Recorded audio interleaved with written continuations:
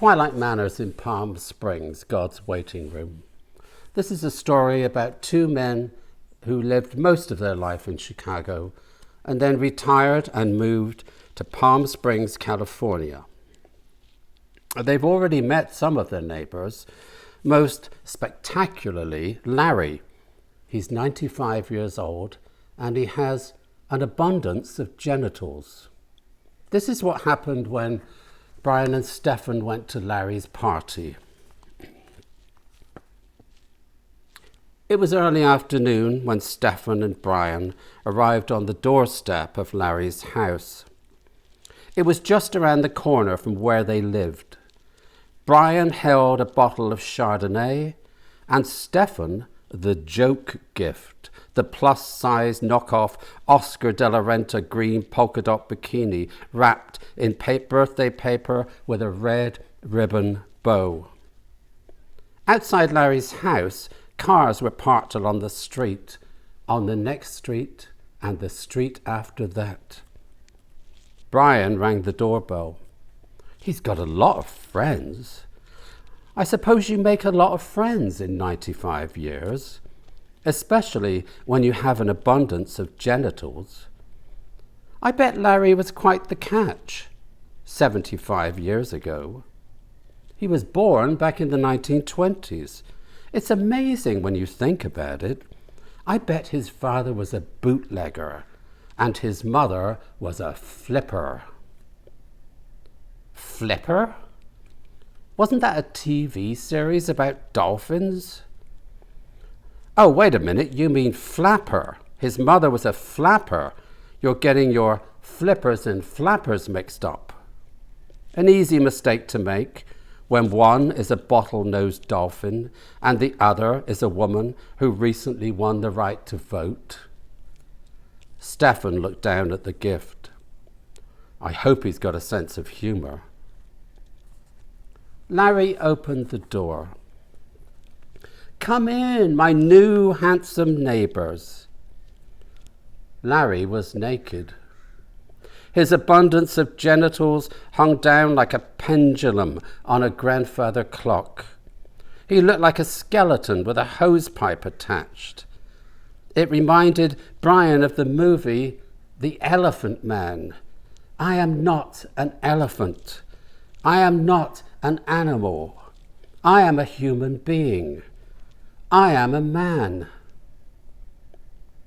As Stefan and Brian stepped over the threshold, it soon became apparent that this was a nudist party. Larry's house was crowded with naked men cradling cocktails.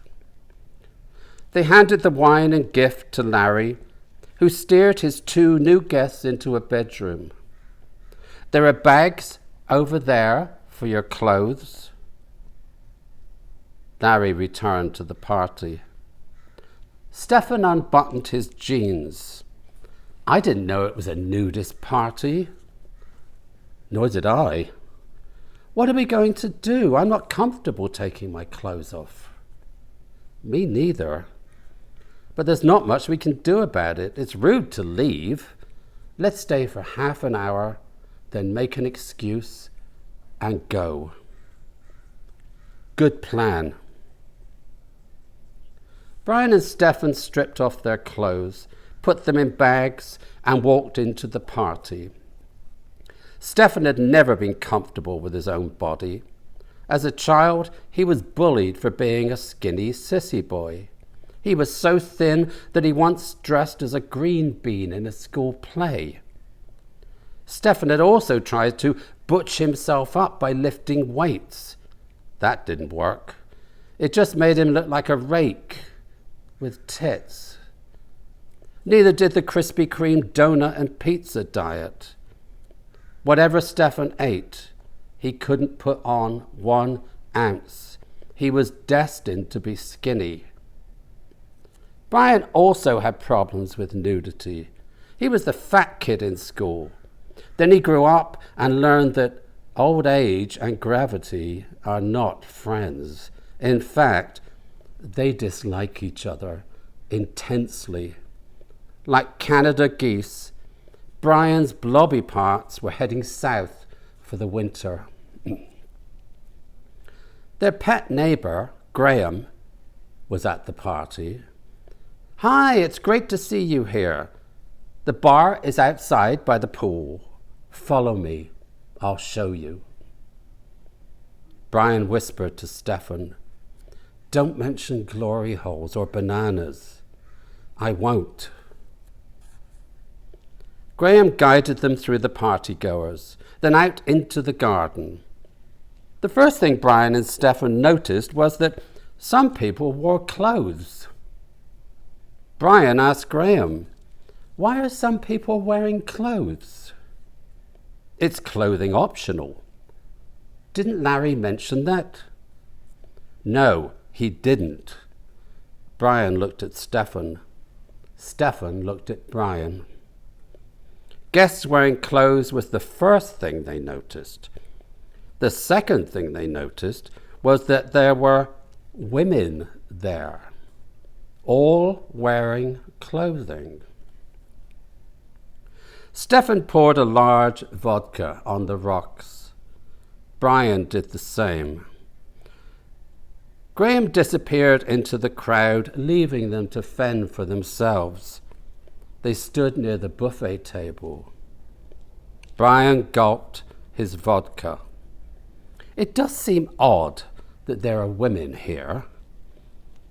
What's really strange is that the men don't seem to mind. The women don't seem to mind either. But then, California is not Chicago. Can you imagine this happening there?" "No, I can't. We've moved to a different planet." A middle-aged woman wearing a paisley blouse accosted Stefan. "Hi, my name is Florence. I love the tattoo on your lower back." Stefan had forgotten all about his tattoo. As he couldn't see it, it was easy to forget. "What is it? Is it a squirrel?" "No." Stefan wanted to curl up and die. "Can I take a closer look?" The woman didn't wait for an answer. She knelt down on the floor and examined the tattoo closely. "Is it a gopher?"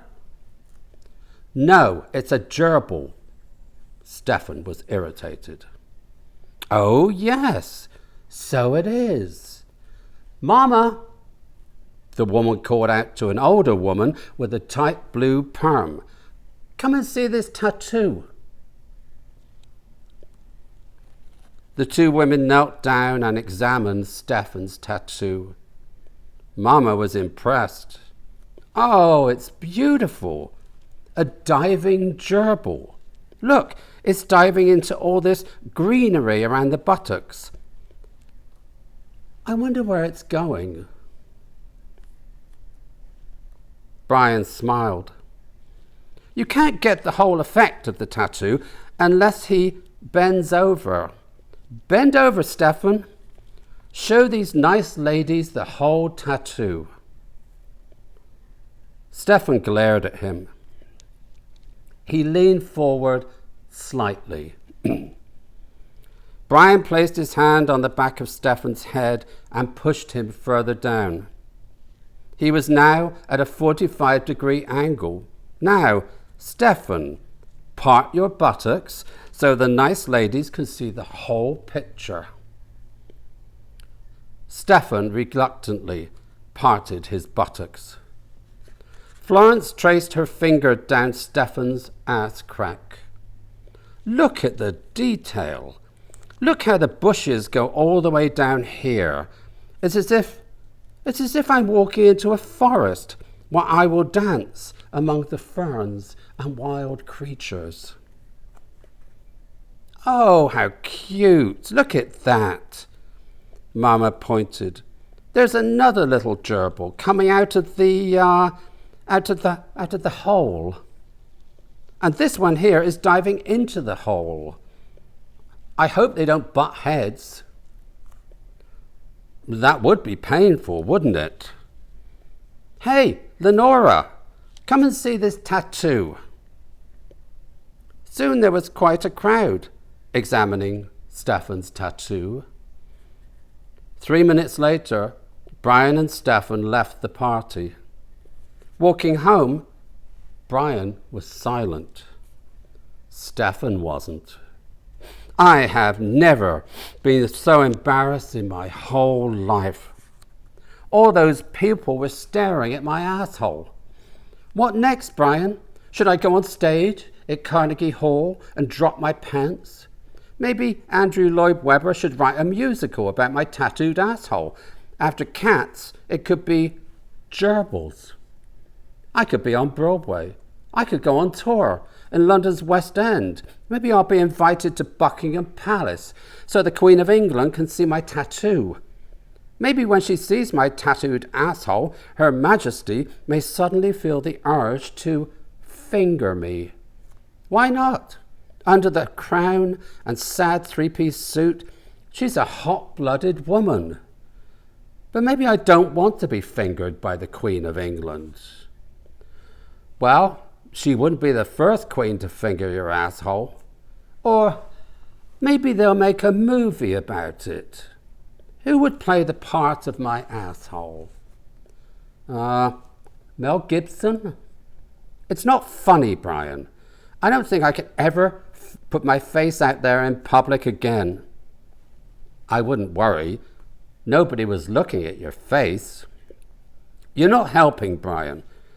The only other woman to see my asshole was my mother when she changed my diaper. How would you like 3 fag hags staring at your asshole at a nudist party?